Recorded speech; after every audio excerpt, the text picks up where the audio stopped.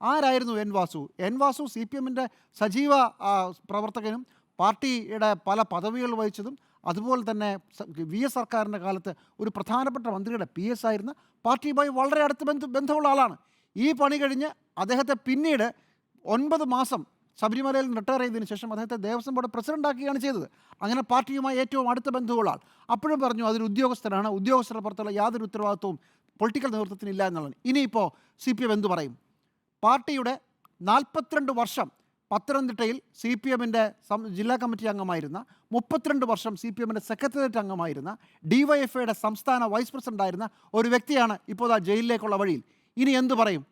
രാഷ്ട്രീയമായി നിങ്ങൾ നിയമിച്ച ഒരാൾ, രാഷ്ട്രീയമായി നിങ്ങൾ തിരഞ്ഞെടുത്ത ഒരാൾ ദാ ജയിലിലേക്ക് പോവുകയാണ്. ഇതിൻ്റെ കിങ് പിൻ പത്മകുമാറാണ് എന്ന രീതിയിലേക്ക് ഇപ്പോൾ റിമാൻഡ് റിപ്പോർട്ട് വരുമെന്ന് പറയുന്നു. ഒരു അരമണിക്കൂർ താമസിച്ച് കഴിഞ്ഞാൽ നമുക്ക് റിമാൻഡ് റിപ്പോർട്ടിൻ്റെ വിശദാംശങ്ങളും കിട്ടും.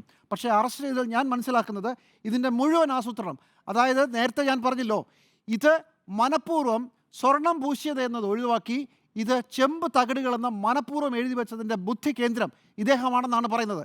ഇനി സി പി എം എന്തു പറയും? നിങ്ങളുടെ ആളാണ്, നിങ്ങൾ നിശ്ചയിച്ച ആളാണ് ഇപ്പോൾ ഇതിൽ പ്രതിയായിരിക്കുന്നത്, പ്രധാന പ്രതിയായി മാറിയിരിക്കുന്നത്. ഇനി എന്ത് ന്യായമാണ് പറയാനാവുക? ആ ന്യായമാണ് ഇന്ന് വൈകുന്നേരമായപ്പോൾ സി പി എം സംസ്ഥാന സെക്രട്ടറി പറഞ്ഞത്. അദ്ദേഹം പ്രതിയല്ലേ ആയിട്ടുള്ളൂ, കുറ്റവാളി ആയിട്ടില്ലല്ലോ. ന്യായമായ വാദമാണ്. എന്ന് മാത്രമല്ല, ഇത് കുറ്റവാളിയായി ശിക്ഷിക്കപ്പെട്ട് പിന്നെ ശിക്ഷിക്കപ്പെട്ടാൽ മേൽക്കോടതികളിലേക്ക് പോയി, മേൽക്കോടതിയിലേക്ക് പോയി അത്രയും കാലത്തേക്ക് പറഞ്ഞു നിൽക്കാം. ഒരു കാലത്തും ഈ കേസ് തീരാത്തിടത്തോളം കാലം ഇതേ ന്യായം പറയാം. അതിപ്പോഴേ തുടങ്ങി വെച്ചിരിക്കുകയാണ്.